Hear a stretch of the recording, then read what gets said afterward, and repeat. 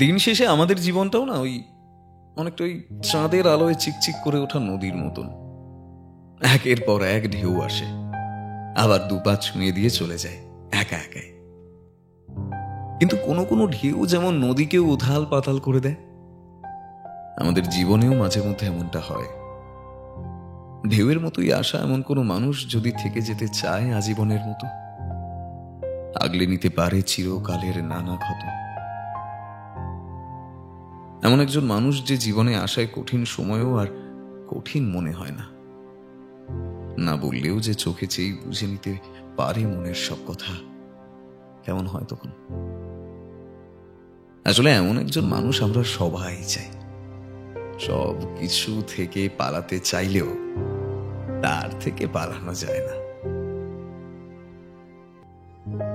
আজকের গল্প প্রতুল রীতের কলমে অলিরও কথা শুনে।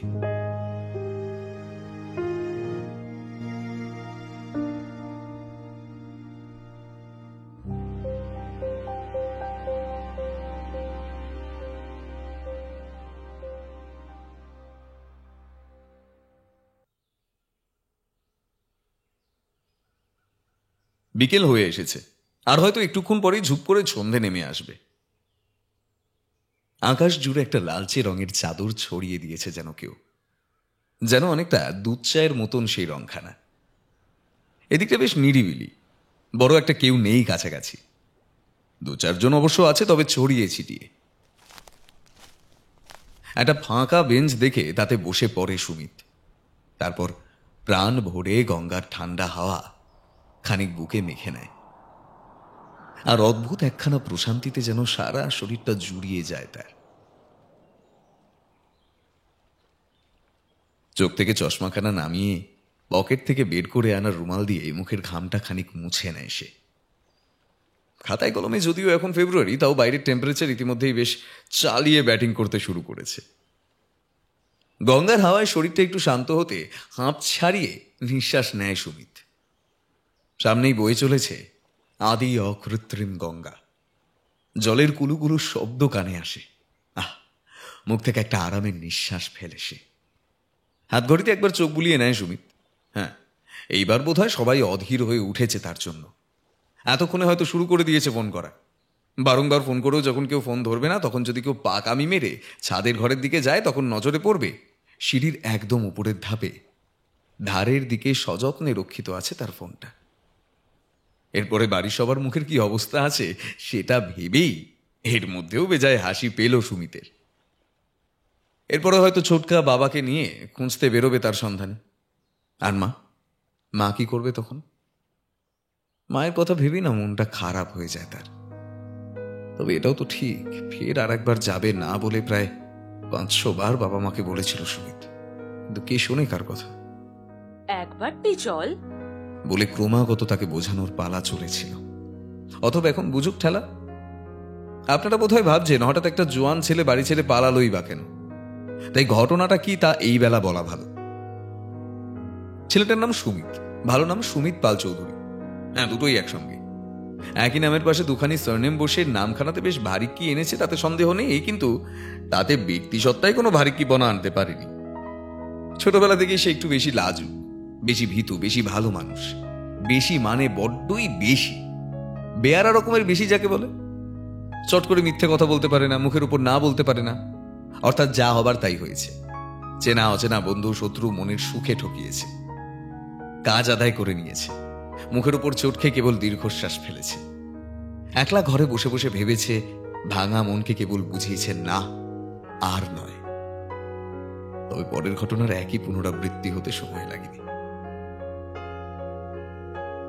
সুমিত, ওর মা, বাবা আর ছোটকা মানে তার ছোট কাকা, এই নিয়ে মিডল ক্লাস ফ্যামিলি। দোতলার একটা ঘর, অনেক অনেক বই।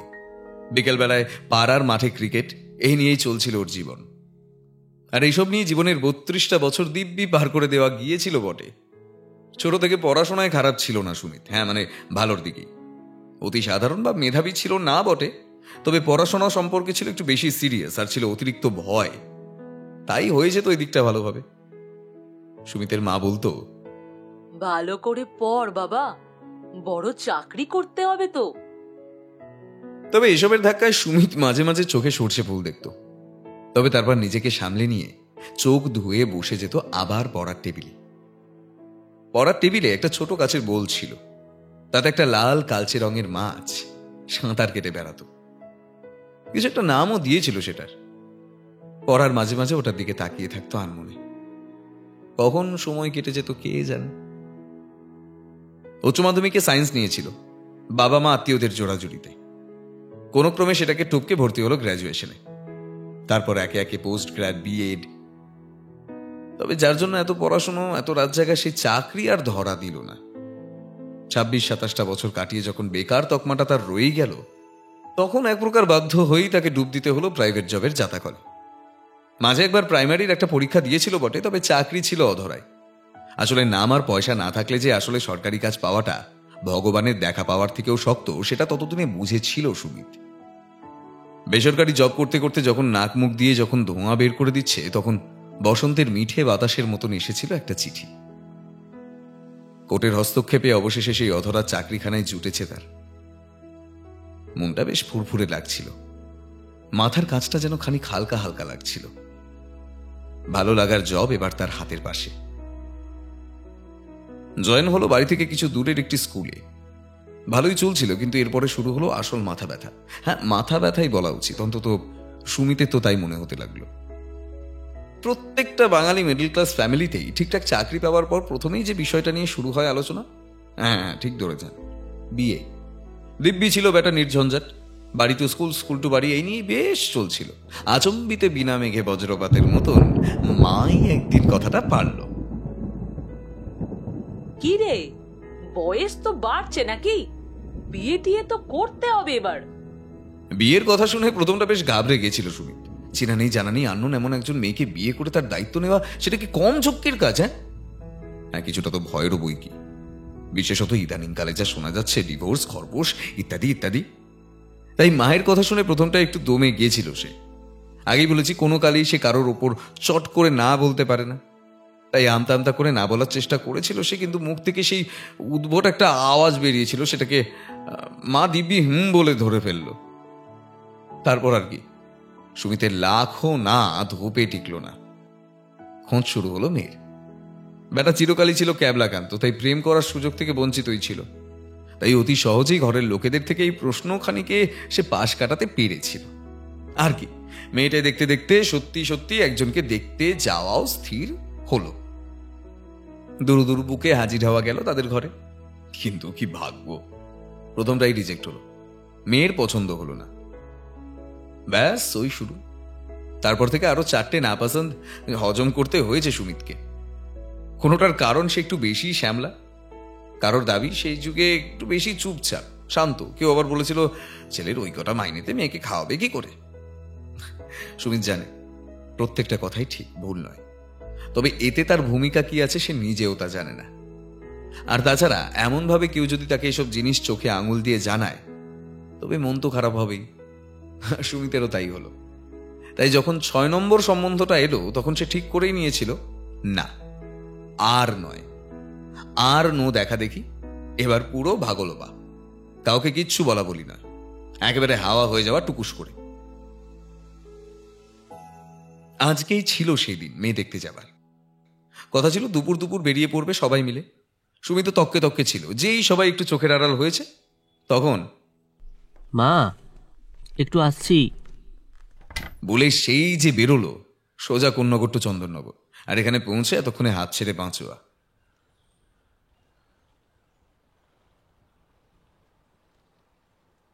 সন্ধে হয়ে আসছে। নদী থেকে একটা জলীয় ঠান্ডা হাওয়া মাখিয়ে দিয়ে যায় তার শরীরখানায়।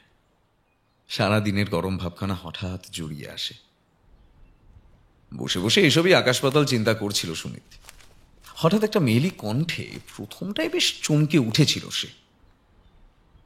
এখানে একটু বসতে পারি? বেঞ্চের বেশির ভাগটাই তো ফাঁকাই আছে, বসো কিনা গায়ে পড়ে জিজ্ঞেস করতে হবে কেন? যাই হোক, বিরক্তিটাকে মনে চেপে রেখেই হালকা গলায় সুমিত বলল, হ্যাঁ বসুন। সুমিত আরো খানিকটা ওপাশে সরে গিয়ে বসল। মেয়েটি বসলো এবার। এতক্ষণ ওই লোকজন প্রায় কমে এসেছে। বেঞ্চের পাশের বাতিস্তম্ভটা থেকে আলো জ্বলে উঠেছে, আর তা থেকে একটা হলদে আলো ছড়িয়ে পড়েছে মেয়েটির মুখে। সুমিত একবার জাস্ট তাকিয়ে তড়াক করে মুখটা সরিয়ে নেয়। মেয়েটিকে এটা দেখলো নাকি? কারণ পরক্ষণে প্রশ্ন ভেসে এলো, কি মশাই, এত বেলা অবধি এখানে বসে আছেন যে বড়? এ কি রে বাবা, একটু শান্তিতে বসতেও দেবে না? সুমিত বলল, এই এমনি বেশ ভালো লাগছে হাওয়াটা। আসলে এখানে এতক্ষণ অবধি দুরকম লোকই বসে থাকে। এক, প্রিয়তমার অপেক্ষায়, আর নয়তো তার বিরহে। এ কি মুশকিল রে বাবা, বসতে দেবে না মনে হয়। এতগুলো বেঞ্চ ফাঁকা রয়েছে, এটাতেই বসতে হলো তাকে। সুমিত কি বলবে ভেবে পায় না, চুপ করে বসে থাকে। আচ্ছা, আপনার কাছে সিগারেট আছে? চমকে ওঠে সুমিত মেয়েটার দিকে তাকিয়ে। কি বলছে কি মেয়েটা? আচ্ছা, গায়ে পড়া মেয়ে তো। হ্যাঁ, সুমিত মাথা নেড়ে না জানায়। মেয়েটা গোল গোল চোখে তাকায় তার দিকে। গঙ্গার পাড়ে বসে আছেন অথচ সিগারেট খান না, স্ট্রেঞ্জ। এতে এত অবাক হওয়ার কি আছে? ইচ্ছে হলেই এখানে চলে আসি, লোক দেখি। আর অন্য যারা আসে সবাই গঙ্গার ফুরফুরে হাওয়া বুকে না নিয়ে মুখ ভর্তি করে সিগারেটের ধোঁয়াই ছাড়ে বেশি। তা আপনিও বোধহয়। ইস, আমি যদি ছেলে হতাম আমিও নিশ্চয়ই তাই করতাম। থমকালো সুমিত। আচ্ছা মেয়ে তো, আর বসে লাভ নেই, এবার এই জায়গা ছাড়া উচিত। উঠতেই যাচ্ছিল সুমিত, মেয়েটি দেখতে পেয়ে বলল, আরে এক্ষুনি উঠলেন নাকি? এই সবে তো এলাম। না, আপনি বসুন না, আমি তো আর আপনাকে উঠতে বলছি না। তা কি করে হয়? আপনি উঠলে তো কথা বলারও লোক থাকবে না একটা। একটু বসেই যান না মশাই। বসে পড়তে হলো তাকে।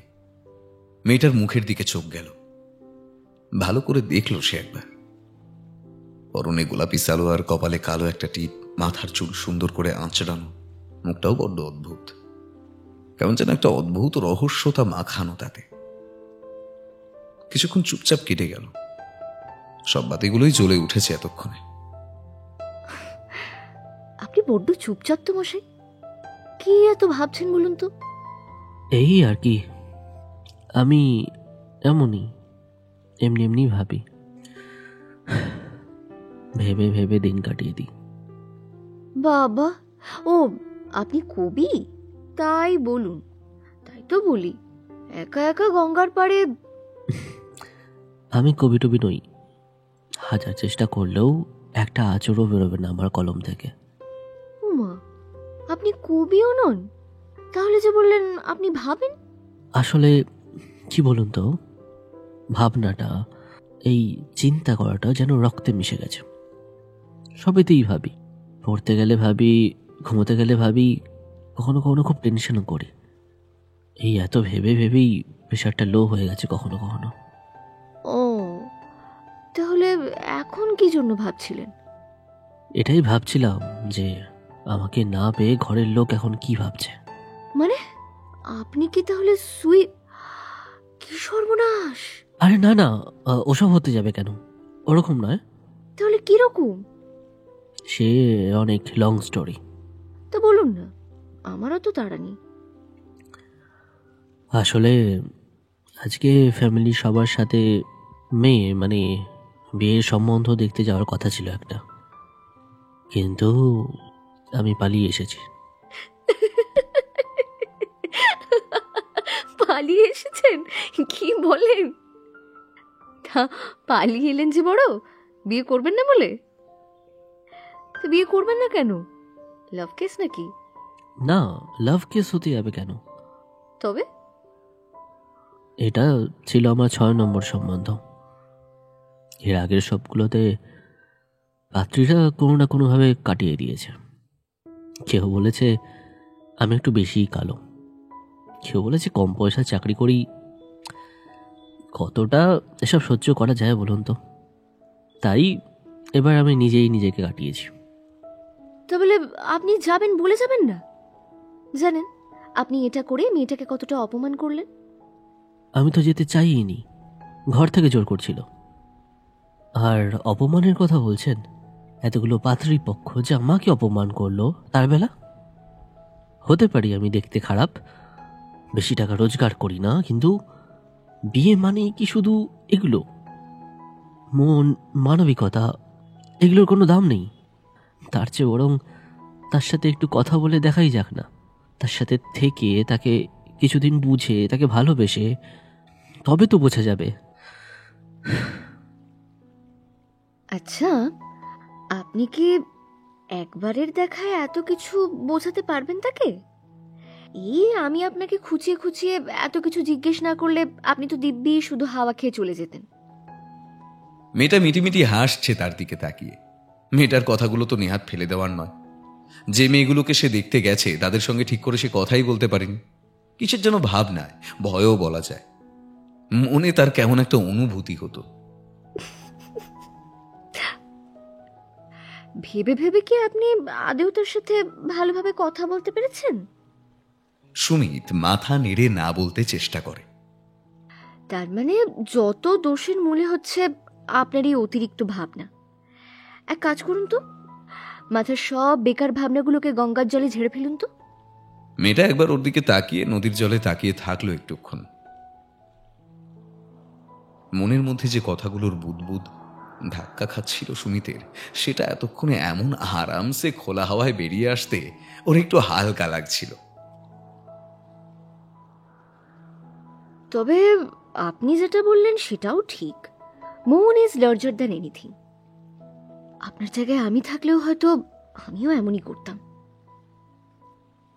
তা আমি তো বললাম আমি কেন এতক্ষণ এখানে বসে আছি। আপনি আপনি এত সন্ধে পর্যন্ত এখানে বসে আছেন কেন?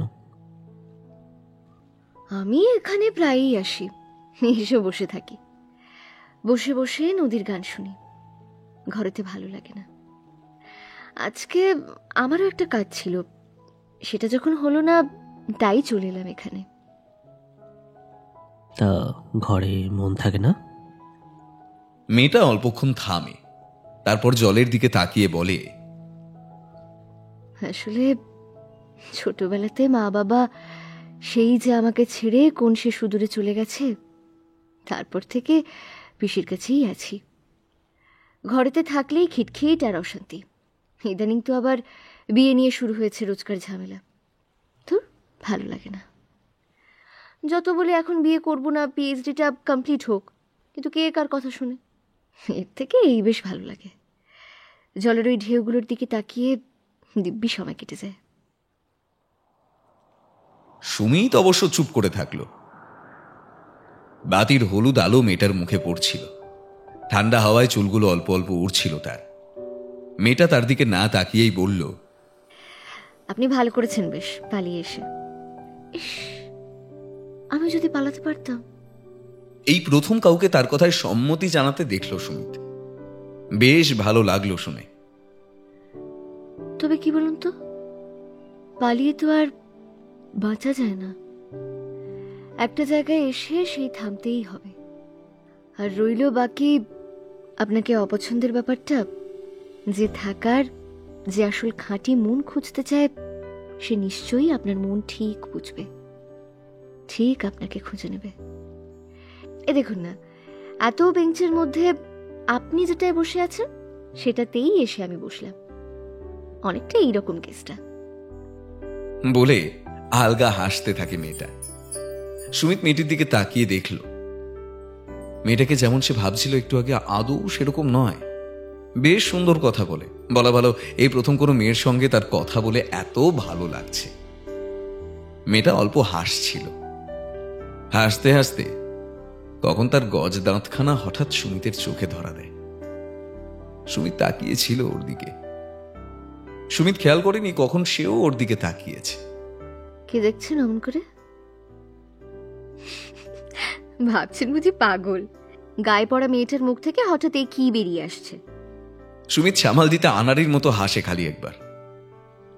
জলো হাওয়ায় জুড়িয়ে এসেছে শরীরটা তার। হঠাৎ মেয়েটা বলল, আচ্ছা, চা খাবেন? ওই যে ওইখানে একটা দোকান আছে, হেব্বি চা বানায়।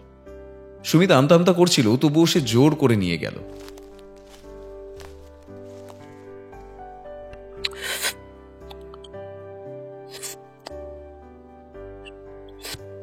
সত্যি বেশ বানিয়েছে চাটা।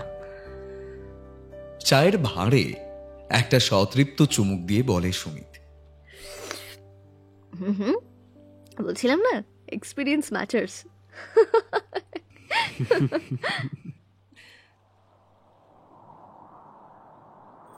মনের কোনো এক গোপন কোণায় একখানা ব্যস্ত সমস্ত ভাইব্রেট অনুভব করতে থাকে সুমিত। এই কিছুক্ষণের মধ্যেই কেমন যেন সাবলীল হয়ে উঠেছে মেয়েটা। মনে হয় বুঝি কত দিনের চেনা তার।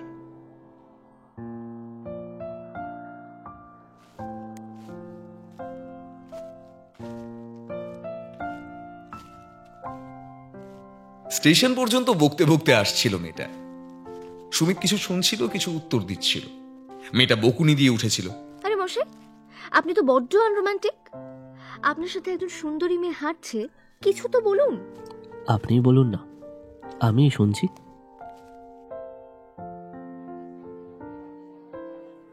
মেয়েটা নামবে ভদ্রেশ্বরে। দুটো স্টেশন বকতে বকতে গেল। তার স্টেশন আসাতে নেমে গেল মেয়েটা ট্রেনের বাইরে প্ল্যাটফর্মে পা রাখতে হঠাৎ সুমিতের মনে হলো এতটা পথ আসলো সে, অথচ মেয়েটার নামটাই জানা হয়নি। মেয়েটা এগিয়ে যাচ্ছিল। সুমিত চেঁচিয়ে জিজ্ঞেস করে ওঠে, এই যে শুনুন, এতটা রাস্তা এলাম, নামটাই তো জানা হলো না। ট্রেন চলতে শুরু করবে, হুইসেলের আওয়াজ পাওয়া গেল।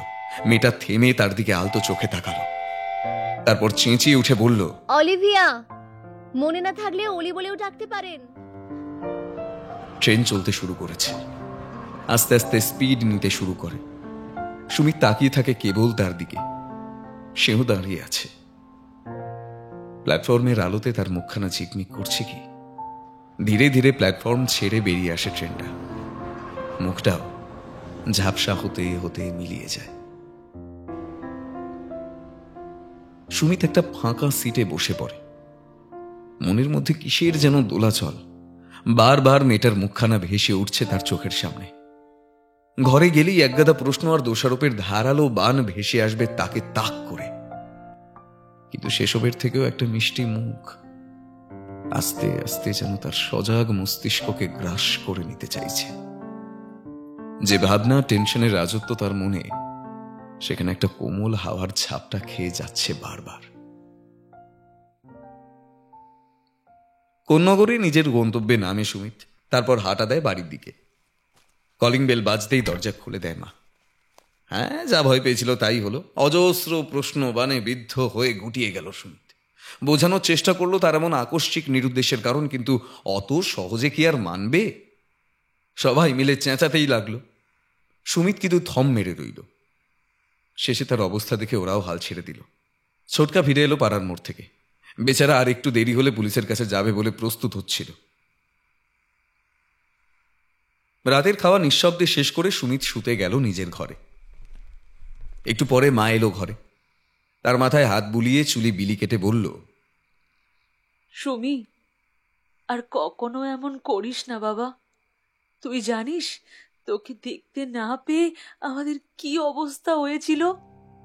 মায়ের চোখের কোণে জল। সুমিত মাথা নেড়ে সায় দেয়, আর কখনো হবে না এমনটা। মা আপন মনে মনে বলতে থাকে, শুনছিলাম মেয়েটা নাকি বেশ ভালো, গুণী মেয়ে, বাবা মা নেই, পিসিমশাইয়ের কাছেই মানুষ, একা একা কেটেছে ছোটবেলাটা, কিন্তু পড়াশোনা থেকে ঘরের কাজ সবেতেই পারদর্শী। সুমিতের মাথায় কোথায় যেন আচমকা কিছু চিকচিক করতে আরম্ভ করেছিল। আমতা আমতা করে প্রশ্ন করল সে, আচ্ছা মা, কোথায় বাড়ি বলছিলে যেন? ওই ভদ্রেশ্বরের দিকে। কি যেন একটা নাম বলছিল মেয়েটার। হ্যাঁ, অলিভিয়া। সুমিতের বুকে তখন হাজারখানা জয়ঢাক একসঙ্গে বাজতে শুরু করেছে। চোখের সামনেটা যেন ঝাপসা হয়ে আসছে। মাথায় তখন একটা সিনেমার গান বাজতে শুরু করেছে। একটা মেয়েলি হাসি কানে বাজছে তার। একটা মুখ ভেসে উঠছে কেবল বারবার, যার চুলগুলো হাওয়ায় অল্প অল্প উঠছে। বাতি স্তম্ভ থেকে এক রাশ আলো তার চোখে মুখে আলপনা কেটে যাচ্ছে। এক রাশ অন্ধকার আষ্টে পৃষ্ঠে জড়িয়ে ফেলতে চাইছে সুমিতকে। উদাস মুখে বালিশে মাথা রাখে সে। নিজের অজান্তেই সে দেখা করেছে তার সঙ্গে, এমনকি কথা বলেছে সে যার সঙ্গে সত্য সত্যই দেখা করার ছিল, যার সামনে নিজের বক্তব্য পেশ করে নিজের মনটাকে শান্ত করেছে সে। ফোন নাম্বারটা তো কাছেই আছে, একবার ফোন করে দেখবে। তবে সুমিত জানে না তার থেকে কিছু দূরে আরো একজোড়া চোখ আনমনে জরিপ করছিল একটা ছেলেকে। সেও তো এক প্রকার পালিয়ে গিয়েছিল বিয়ে করবে না বলে। তবে এখন এই অন্ধকার রাতে তার চোখ দুটো সন্ধেবেলার সেই হঠাৎ পরিচিত ছেলেটাকে খুঁজতে চাইছে কেন? তবে কি সে ছেলেটাকে হঠাৎই ভালোবেসে